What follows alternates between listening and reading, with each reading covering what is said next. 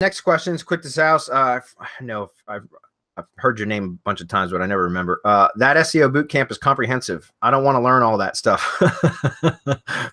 Well, plus one that I know it's a bit intimidating, but it is awesome. He says you suggested hiring a VA to learn and implement.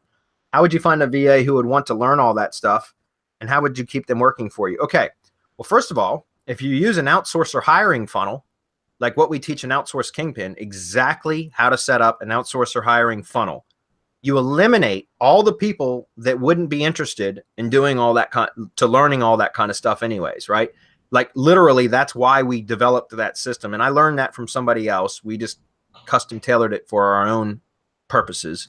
But the hiring funnel system works so well that you eliminate all the tire kickers and all the lazy people and all that kind of shit. It makes it so much easier to find good quality virtual assistant candidates that are willing to put in work and also can follow, beyond a shadow of a doubt that they know how to follow instructions. That's what the outsourcer hiring funnel does, right?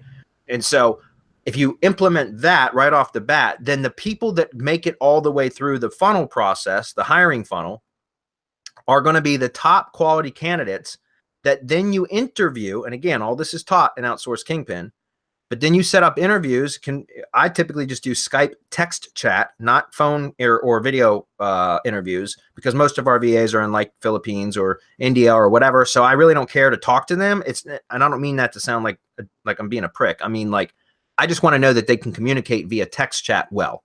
And so the interview process is more about how well they communicate with me, not whether they know how to do something or not, because I'm going to provide them with instructions for what I want them to do and exactly how I want them to do it. So I don't care what they know how to do.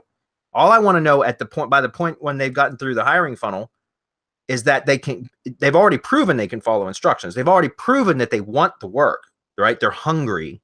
They're ambitious because they went through this process, where you're going to lose most people through the process because they're going to be like, F this, I'm not doing this crap. I'm not even getting paid yet.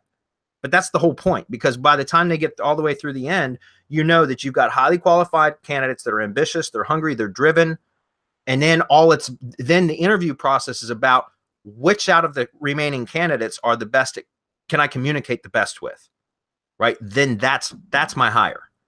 And it works like crazy. I know Marco's used that. Everyone on our team has used that process multiple times, and it just works like magic. And so, I'm sorry, go ahead. No, I mean, yeah, I totally agree with you, Bradley. I get the question of, or you find the questions on groups saying, hey, where do I find the best candidates, right? Or where can I find help to do XYZ? Because most people are just leaving, or most people are not, whatever, they're not committed. And we always come up with the same answer. Like, it's not a matter of where, right? It's a matter of the process that you put them through before they even get to talk to you, or before they even hire them. Yeah, exactly. So before they even get to talk to you, or before you even hire them, are you getting them to do some work before they get to talk to you, before you actually hire them? That will weed out 98% of your problems and the tire kicker. So I think that it's more like a question of what kind of treatment they get before they get hired than the place, or there's no magic bullet, right? Because people will have like several profiles anyways, right? So it's not a matter of going to Upwork or going to Fiverr, no, it's a matter of the process that they go through before they get to you. Yeah. Yep. I'm glad this question came up, because I was at the same place that he is, or I found myself. I love the information, but there's just so much stuff that I don't want to go through all of those videos like force fed. I actually want to take my time going through it because I enjoy it. So what I ended up doing is I just ran it, our outsource Kingpin funnel, and ended up with 3 people. I interviewed them. I finished the third interview this morning, actually, and that's the person that I'm probably going to hire as a VA to go through the course thoroughly, and then we'll see how we can use that. I mean, but I need that person to go through the training. We'll pay them to train, and then but I have to see if that person is able to go through the training and then apply it the way that it's taught, and then we will decide after that. We pay them for the training, 75% of the salary that they're going to get, but they need to be paid. They need to have that incentive. Okay, I'm not going to get beat at the end of this by not getting paid for doing work. I'm actually going to get paid, and so I think that's a really good incentive. But you know, that's the final step that I think a lot of people miss. That you have to put the people through the test. You can't just hire them, give them work, and they say, "Oh, freak, they didn't work out for whatever reason." No, put them through training, and then see what kind of work they produce, and then you make the final decision on the hire.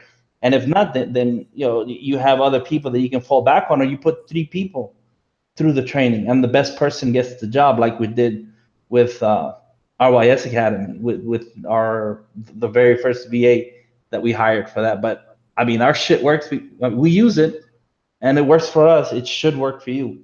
Yeah. And that last thing I want to mention about that is, you know, that's the point, is if you say how would you keep them working for you? Just like Marco said, whenever I hire somebody from the funnel process, the hiring funnel process, I always, when I make the job offer, it's in the offer, it's made really very clear that I give them whatever we agreed upon for the proposed salary. I list all that in the welcome letter, the job offer letter, excuse me.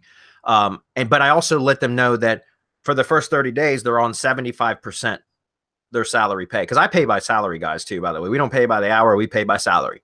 And that gives us incentive to make sure we always give our VAs enough work, because we're paying them whether they're working or not. Does that make sense? So that makes us make sure that they're constantly working. But I tell them 75% of their, and I call that training pay, because for the first 30 days, they're on probation and they're in training. I do still pay them, but they're totally aware that at the end of 30 days, their salary will go up pending review, you know, obviously if they've performed well, and about, you know, 80% of them do. There's no question, there's no doubt. I'm not going to lie and say that it's 100% effective all the time. It's not, but it is about 80% effective compared to, as you probably already know, and many of you probably have experienced this, trying to outsource shit on your own without a good process. How effective has that been for you? It's probably more like 20% effective, if that. Most people fail miserably when they try to outsource stuff, and it's because of this reason. They don't have a good process to put people through on the front end to qualify the outsourcer.